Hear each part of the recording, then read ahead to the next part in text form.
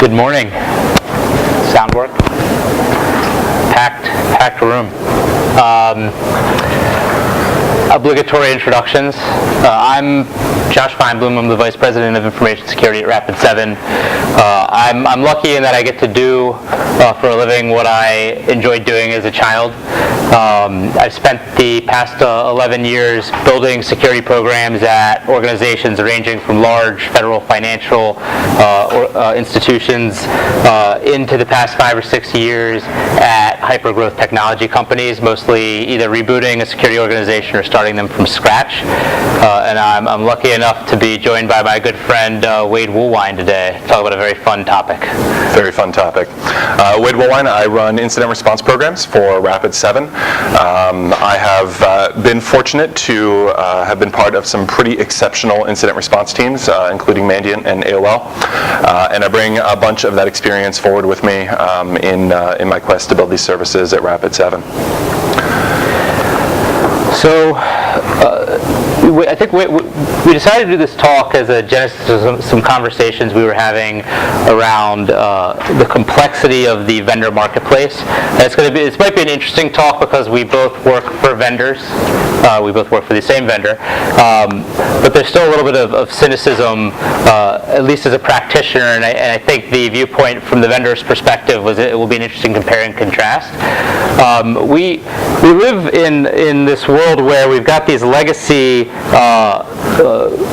outsourcing offerings like different types of pen testing or advisory services or program assessments. And over the past maybe 6 to 8 years, we've seen an explosion of these managed security offerings, right? And they really fulfill two needs, right? One is this highly specific function that is an expensive resource, and it's something that hopefully you don't need frequently, or if you do need, you don't need enough to justify a full-time employee to work on it. And then you've got the other end of the spectrum, which is the more commoditized or junior, moving things from point A to point B. And there's definitely some mix towards the middle of the spectrum, but you'll find when you're looking at program offerings or managed services, you're going to end up on either one of those the spectrums. And I think it's easy to jump in and get lost, and we'll talk a little bit later about how you select vendors. But one of the things that is important is you're trying to dissect which vendors you want to select to supplement your programs, that you don't end up in a situation where you're saying, I'm just going to use one vendor, like Dell SecureWorks, to do everything. Right? Something that I've seen a lot. Different vendors specialize in different things, so when you're starting to put this puzzle together, figure out what use cases you're trying to solve for internally, what strengths you have internally, and what weaknesses you have, and figure out which vendors help supplement each of those areas. So before you even move into the vendor selection process, you have to understand where your program stands today and where you want your program to be tomorrow, next year, 3 years from now.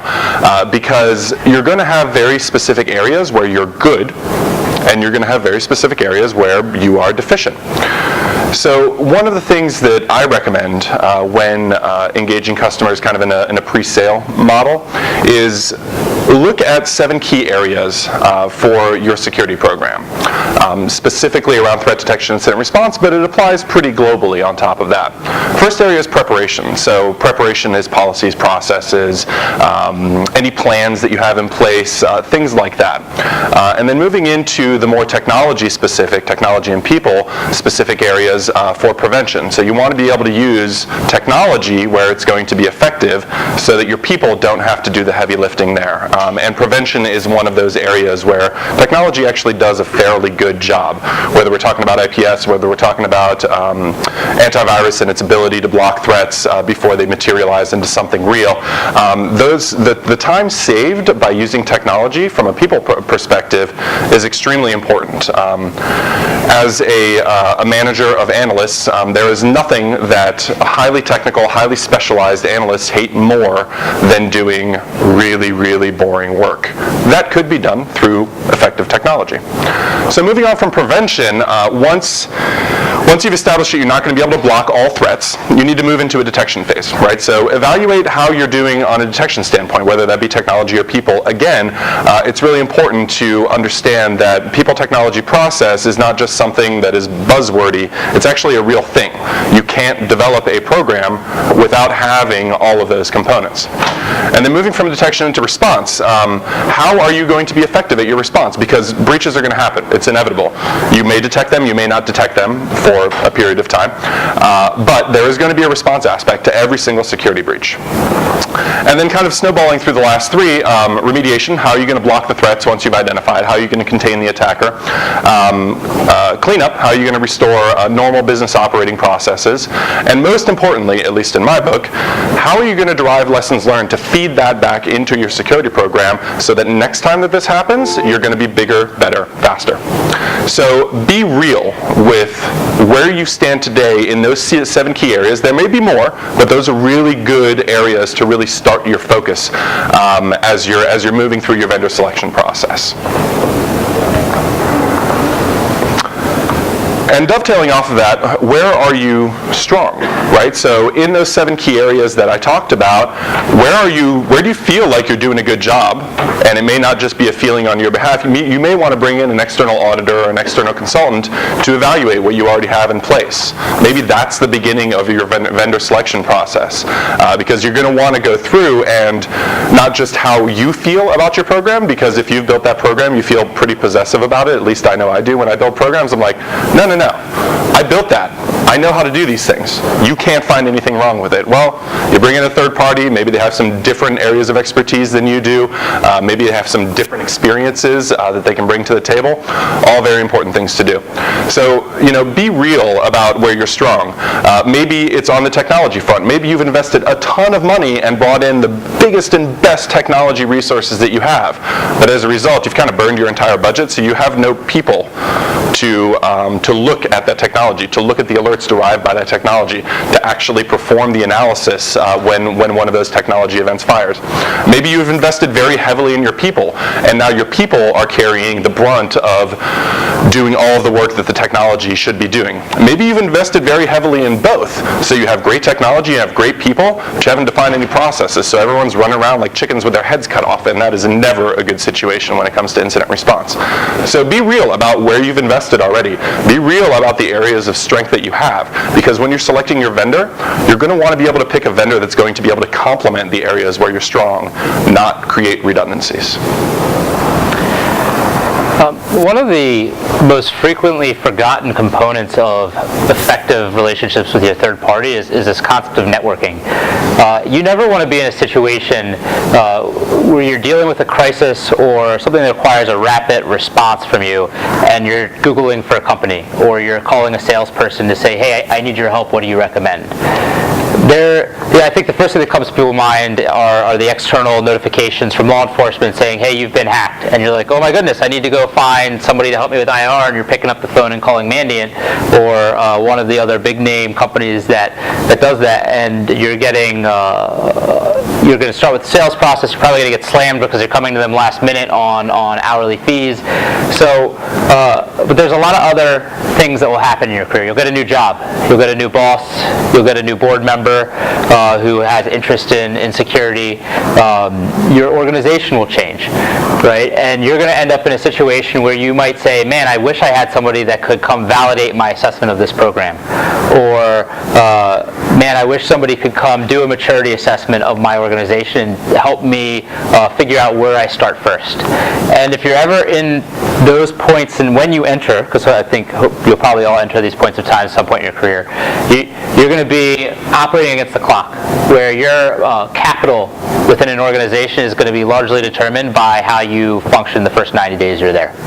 Right? So what you don't want to do is you don't want to be in a situation where you're trying to find somebody that you trust, that you can work with, to come in and do an assessment, do a test, help you better understand your program needs.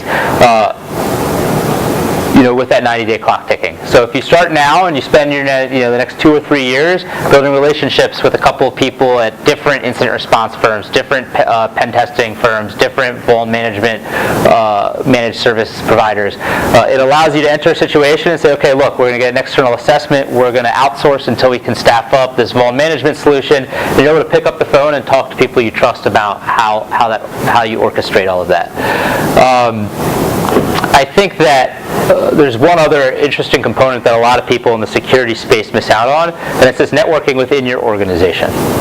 Right? If you're ever in a situation where you need to go get a third party, having the relationships within your legal function, your finance function, where you can go to either your peer or somebody who has actual, I'll use the word power, I don't like using it, but has actual power to make something happen, can help accelerate your ability to push things through much faster. If the first time your VP of FP&A is hearing of you is after you've been there for 3 years, you have a new boss who wants to do a program assessment in the next 2 months, and you go and they have no working relationship with you, you're gonna struggle unnecessarily.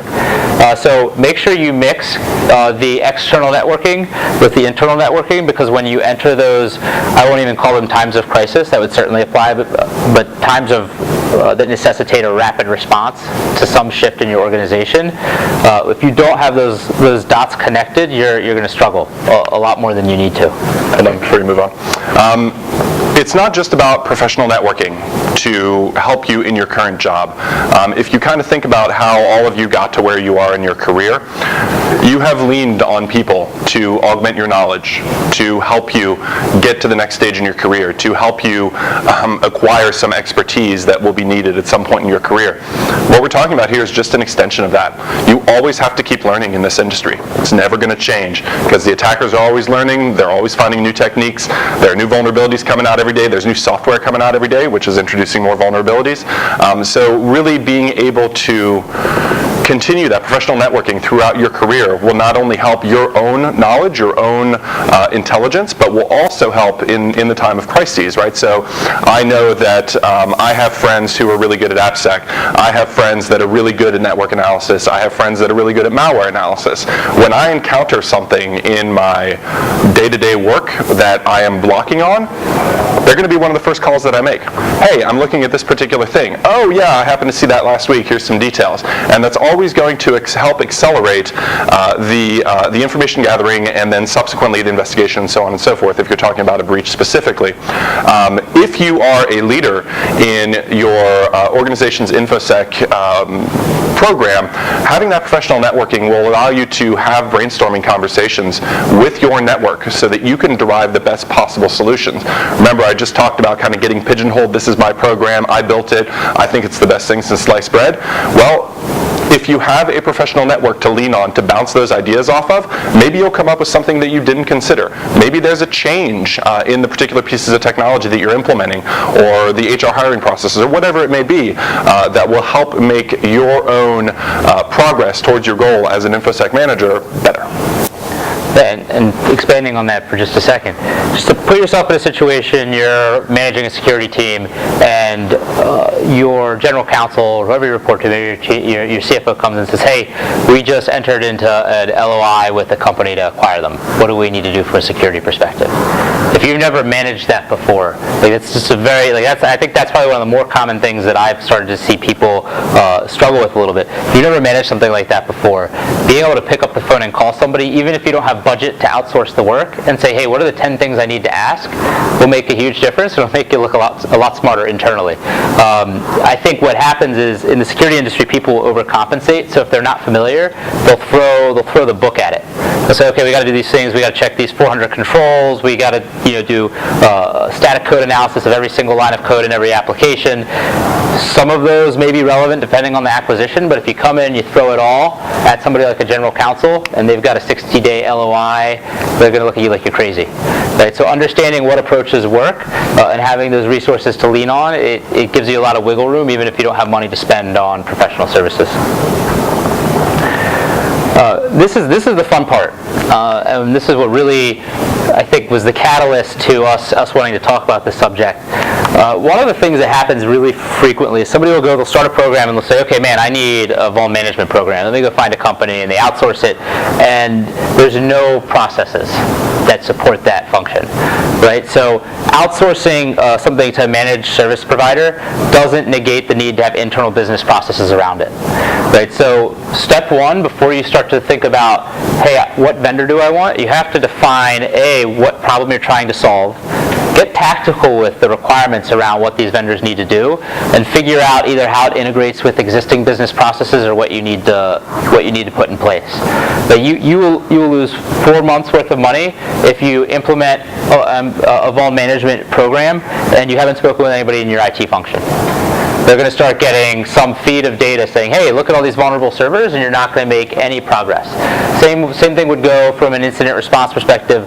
If you're standing up systems and you don't have requirements, you might sign an MSA, get somebody on board, and then you're realizing, wait a second, they don't have any capability of monitoring AWS or rack space. They do a great job on my stereotypical network perimeter, but in these software-defined networks, they flounder and fail.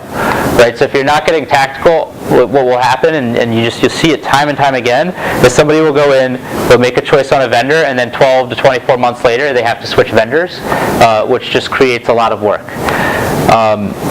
Always put vendors in real-world situations, or have them simulate real-world situations with you. Get an engineer on the phone and say, hey, you see this? How do you handle it?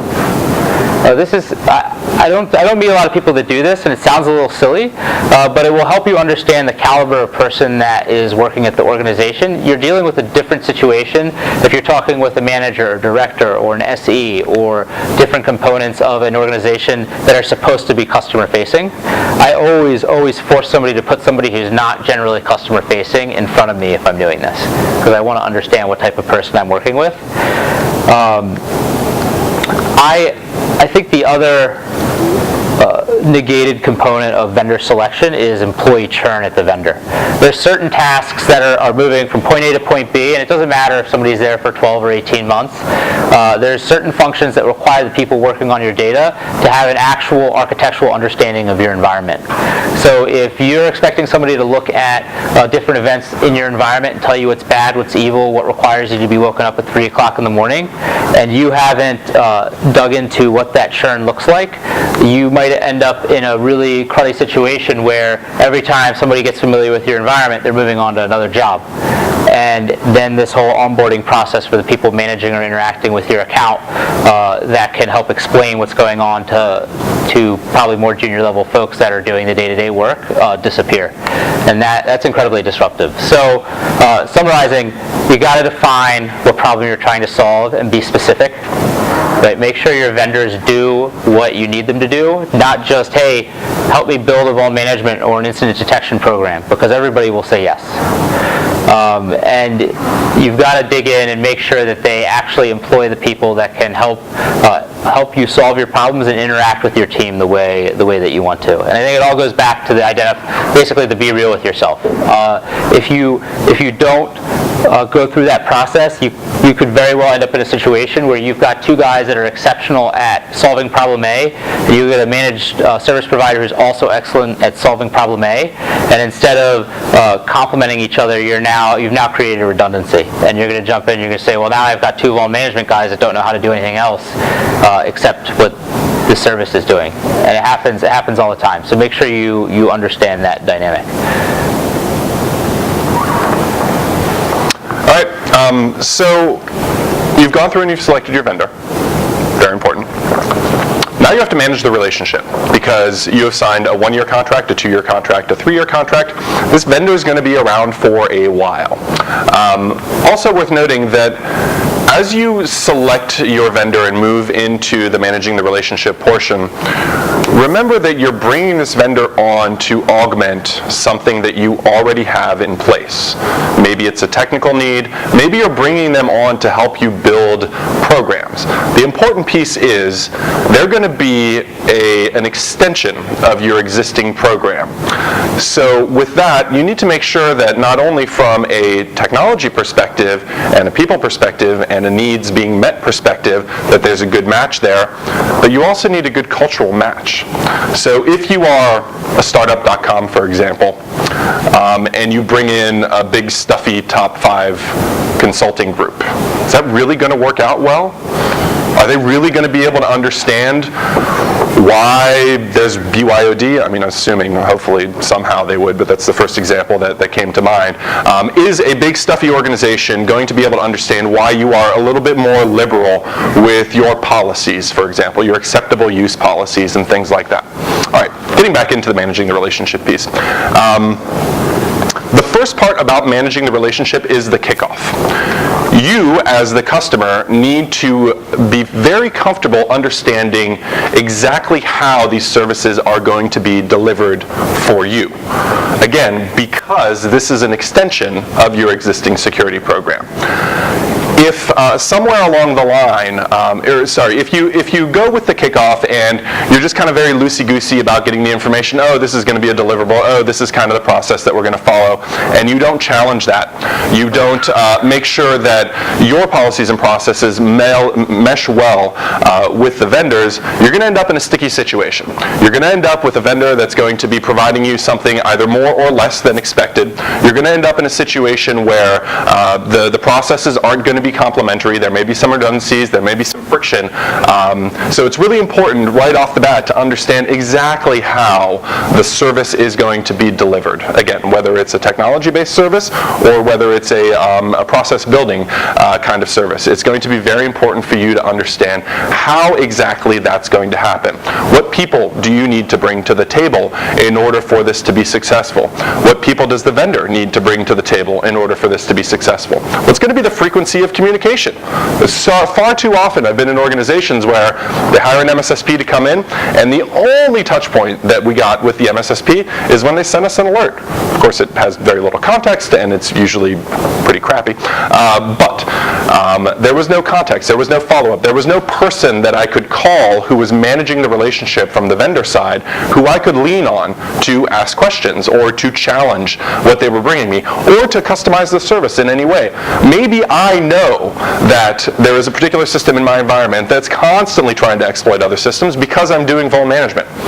So I have an expose box sitting in my environment. Sorry, random vendor pitch in there. I have a vulnerability management platform within my environment that is constantly scanning and trying to exploit boxes within my network. I don't need to know 100,000 times every month when I'm running my vuln management program that this particular device is generating alerts. I just don't care. I know because I told it to do it. Anyways, on an ongoing basis, you're going to want to have those regular touch points with your vendor.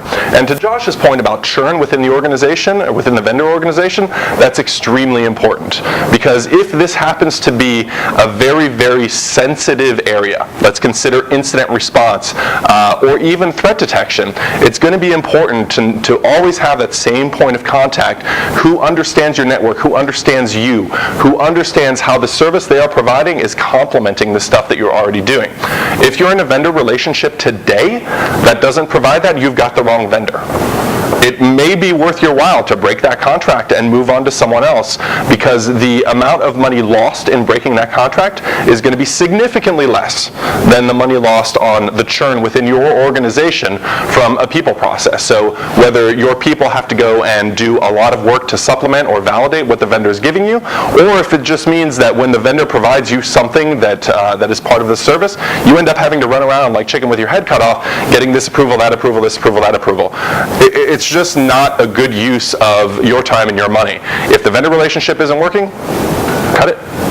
Cut it, it's done, go find somebody else. I've found that vendors, specifically in the security space, are much more focused on the relationship management aspect of service delivery these days, because they understand that larger organizations that have historically been in the security services market were not providing the kind of stuff that they wanted. So they're going to smaller shops who understand the value of the relationship, who understand the value of making sure that the people that are customer-facing stay within the organization. They compensate them appropriately. They give them the appropriate career development paths and entice them to stay, entice them to build those customer relationships, because good customer relationships means renewal. That's where I'm putting my vendor hat on. I put a huge premium on the folks that interface with my customers, whether that's myself or my leads. It is absolutely critical that they put as much emphasis on that relationship as I do.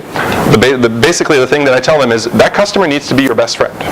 They really do. I don't care if they are the most ornery, aggravating person. You need to find a way to build that relationship with them, because the success of our business doesn't hinge on our ability to deliver the work. It hinges on our ability to manage that relationship, because the work is going to be different in every customer environment. Actually, it needs to be. For incident response, if I go into your organization or your organization or your organization, it's going to be different every single time. The threat is going to be different, the environment's going to be different, everything is going to be different. The way that we are successful in being able to execute in those different environments is by building those relationships and making sure that we maintain them in the long run. And I think as a practitioner, I struggle with this because I have an unending flood of invites and emails and phone calls from current vendors, from people that want to be vendors, and trying to prioritize and figure out how I manage that relationship can be tough in the context of just getting the day-to-day stuff done. So always make sure, if you're too busy, if you keep pushing a vendor off, find someone on your team that can have that conversation. Because if you've gone out and you've signed this MSA and you've got somebody offering your services and you're never talking with them, it's a problem. Because then all of a sudden in 6 months you're going to have an issue, you're going to want to raise it to somebody, and you're going to pick up a phone and call some person that has absolutely no understanding of what your personality type is, that you're actually generally a pretty nice person but you're really annoyed right now, and their only experience with you is going to be when you're being a jerk. Right, and so if you're not making time, you're going to create unnecessary friction for yourself. At the very least, find somebody with every vendor that has the time that can make an hour a month, and dedicate it to a specific vendor and making sure that they're managing that relationship. The other thing I would say during the kickoff, you see this all the time. The first time somebody in your organization has heard of a project should not be in the kickoff call with the vendor. Right? You should be talking with these stakeholders and have identified them the same way you identified those business processes. You should have sat down with them. This goes into that networking side of the house a little bit. You should have had a conversation with them and said, hey, we're trying to solve this problem, right? And I could really use your support. This is how we're looking at doing it. What do you think? Let them give you feedback. Hopefully they're like, wow, that sounds like a great idea. You're really sharp. And now you have an ally coming into this meeting. And you can also help yourself identify issues or concerns. If you've got a CIO who's measured on uptime and availability, and you start doing vulnerability management and patch management, and their first introduction is this kickoff call, you've now got this incredibly politically charged and challenging environment, because you now have a CIO who's afraid that their bonus or their RSU or however they're compensated is going to be diminished because once a week you need to have a maintenance window to reboot servers, and that might not have been accounted for in his agreement. Right? So these are problems that happen all the time, and they're so easy to solve if you just have a couple of conversations beforehand. You don't want to surprise people in your organization. I don't know if you see the same thing. If you go into a customer and they're like, yeah, what's going on? We got breached. Who are you? Why are you here? So those are bad conversations to have when internal people are having that conversation with each other. Yeah, let's expand on that in the next slide. So doing it wrong. Doing it wrong happens an awful lot, whether that be in my current role where I'm responsible for architecting and delivering the services, or in previous roles where I was mostly responsible for delivering services. I've always been the relationship guy. That's just kind of my thing. I feel like personal relationships and conversations and understanding are kind of the key to undoing friction. And friction, of course, as we all know, exists in spades in all organizations. So I've always been kind of the guy that they bring in when something is really going wrong and they need someone to smooth things out. That's kind of where I operate. And to the point of incident response, that was a very interesting line one. I had a situation where we were providing threat detection and incident response services for a customer. We detected a pretty significant breach in the customer environment, showed up on site to do our job. Our main point of contact brought his entire leadership team in, and I'm talking like all of the C's, the board. We were sitting there, consultants that we are, all nerds, obviously, don't know how to speak to C-level people, and all these guys sit down, and the CEO goes, "So why are we here?" And I'm looking at my point of contact, and my point of contact is looking at me, and I go, "Well, you're breached. You just lost $100 million worth of transactions." And the CEO literally flips his expletive deleted, because our point of contact had not followed chain of command and notified this particular customer and their board and their executives that they'd been breached. So all of a sudden, I'm in a situation, sweating bullets, trying to explain what had happened to the CEO, and that was a bad day, as you can well imagine. Ever since, that customer relationship actually had been managed very well. So post this particular unhappy moment, I became account manager for that particular customer. And not only did I speak regularly to the point of contact, but I also challenged that point of contact to make sure that he was communicating effectively throughout his organization. Thankfully, we were able to investigate and remediate the breach fairly quickly.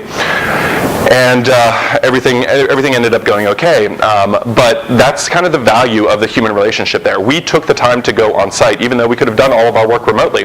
We took the time to go on site because we felt like we really needed to talk to this point of contact and make sure that the rest of the organization knew what was going on, knew about the vendor relationship there, and how we preferred to deal with things. So that's kind of a horror story on the vendor side. Josh, as a consumer of services. So I think before I dig into that, one of the call-outs I wanted to make is that we know that 75 to 80% of compromises that are discovered because an external party, be it law enforcement or a partner or a vendor or a customer, says, "Hey, we're seeing suspicious traffic and it looks like you've been compromised." And so we've seen this explosion of managed security services, and we're still in this world where the vast majority of significant compromises aren't being detected by these providers who are supposed to be detecting them for you. So I think when it comes to consequences, overconfidence. Right, especially if you've got people that are supplementing your program's capability or trying to supplement your program's capability, and you haven't really found a way to integrate that with the business. Right, if you're just using a program to send you a CSV file once a week, and you're not measuring the success and seeing how that particular offering's going, you're creating a set of circumstances where you're likely to fail if the right set of things align. And I think this is going to sound a little silly. The biggest thing that I've seen personally, and the lessons learned that I've had, they're not super scary. You go and you sign an MSA, and it takes you 4 to 6 months to get something up and running. Right, and you could have just wasted $50, $100, $200,000, depending on what you're doing, trying to get a program up and running when you could have invested that time and focused on building out the framework so when you launch a program it works. Right, and that, it sounds silly, but the impact that has on you professionally in the organization where that happens is significant. Because what will happen is you'll be in situations where people will trust you less with money because they see that. And so when you're going through the process of finding a vendor and solving these problems, always remember that when you sign the MSA, when work starts, when you start paying them, that you need to be at a point where on day one you can bring them in and have them significantly ramped. Right, just like a new hire, right? You don't want to bring in a new hire and have them sitting not doing work for 2 or 3 months because you didn't think about what this new hire would be doing. And so I don't want to hyper-sensationalize big scary things that happen. There's definitely a lot of frustration that can brew, a lot of broken processes that can happen. But I think the biggest consequence to me is you just end up wasting money. Money that you could be doing much more valuable things with.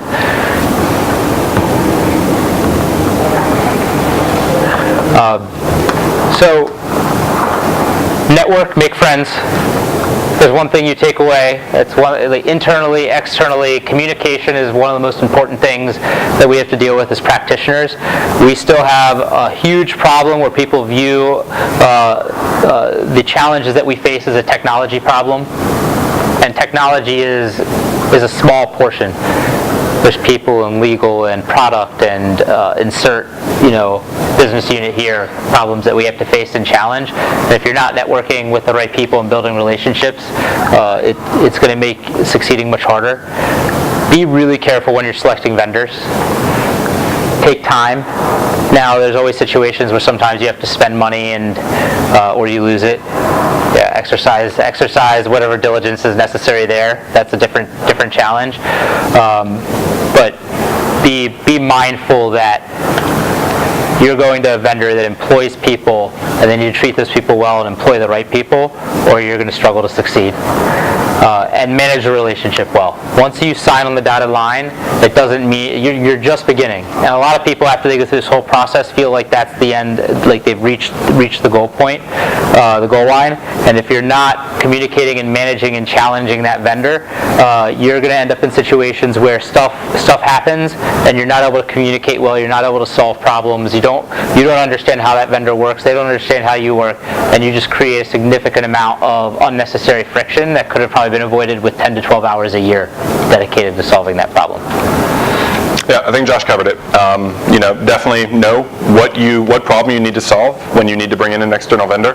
Make sure that external vendor is actually solving that problem. Make sure that there's a good cultural fit. Make sure you're managing that relationship. Again, that vendor is just an extension of your program. It's like having another team. Just happen to belong to another company. They're still providing the same function. Treat them as such. Questions?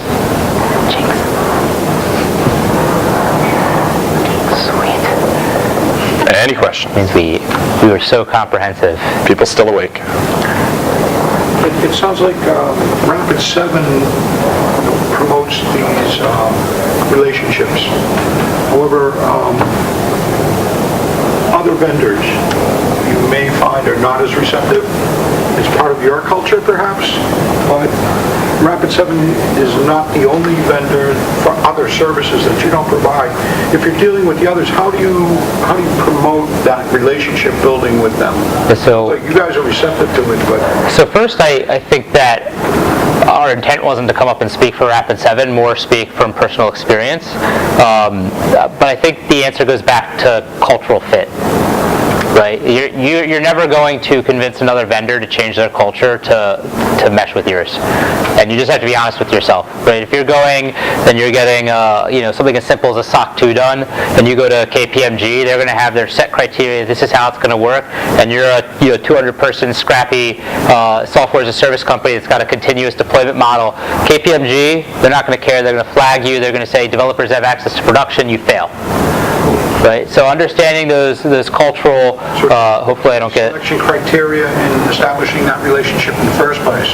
Right, but it's like there's a little bit of soft touch that goes in there that you can't really put on a piece of paper. Yep. You just have to interact with people and understand, and that, like you could, I don't know, I feel like you can tell, I can tell when I'm interacting with the vendor fairly quickly if they're going to be a good fit. Sure. And if you're challenging the vendor in the ways that Josh was saying, hey, bring a non-technical or bring a technical person to the table, have them explain to me how this service delivery is going to work, you're really going to be able to get some good answers out of them and a good feel for whether there is a fit. Remember, there's always going to be another vendor out there to be able to help you. We're cropping up like weeds. I mean, literally, the security space is inundated with different vendors. There's always an option to go select someone else. The onus is on you, and it's going to take you more time. However, in the long run, once you've identified a vendor that is truly going to be able to help you, you're going to be able to stay with that vendor for a long time. So it's worth the investment. We're more of a beautiful flower. We're not a weed. Thanks, Josh. Any more questions? G. Do you have any recommendations for people who are stuck with like a really strict RFP process where they have to pick a, like let's say you're working for a government, you want to do the right thing, but there's like that. Yeah, I mean, it's going to be a game, especially when it comes to RFP process. It's going to be a game. If you have found the vendor that you want to do this work for you, you can help them through the RFP process. That is perfectly acceptable, even in government space. So making sure that they understand the points that they need to hit on in order to pass the contracts barrier, you can do that. Make sure you do that, because if not, they may fumble the proposals process and they may not get selected for the final one. Again, if you're not the decider, it's on you to build the relationships within your own organization so that you do make it to that deciding table. Cool.